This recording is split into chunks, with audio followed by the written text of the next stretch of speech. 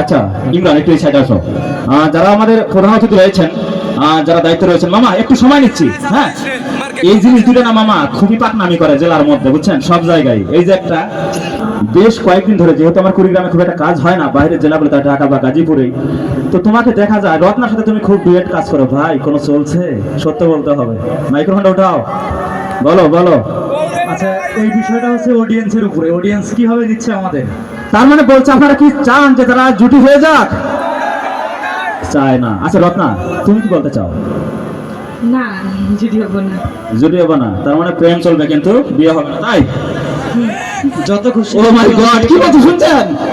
প্রেম চলবে কিন্তু বিয়ে হবে না, যেটাকে বলা হয় পরকীয়ার আনাগোনা যাচ্ছে সদা বেড়ে, তাই তো?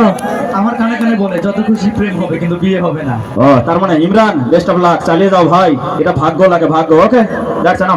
আচ্ছা, আমি একটু কথা বলি 1 মিনিট। সেটা হচ্ছে যে আজকে এখানে যে আমরা এসেছি কারোটা মাধ্যমে আসতে হয়, তাই না? আপনাদের এলাকার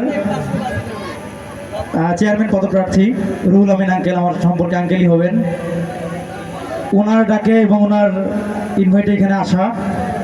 উনি সামনে সম্ভবত নির্বাচন করবেন। আসলে ম্যান পাওয়ারটা হচ্ছে অনেক বড় কিছু। এখানে ইয়াং জেনারেশন যারা আছি আমরা যদি তার পাশে থাকি, ইনশাআল্লাহ আমাদেরকে কেউ আটকাইতে পারবে না। কি থাকবো সবাই? আমরা থাকবো। ধন্যবাদ। আমরা তাকে দিয়ে, তার মাধ্যমে এইরকম আরো অনেক বড় বড় অনুষ্ঠান করব এখানে। সে বলেছে, আমাদেরকে বলেছেন যে এর থেকেও আরো বড় বড় ভালো ভালো অনুষ্ঠান করবেন। তার জন্য সবাই আমরা দোয়া করব। ধন্যবাদ।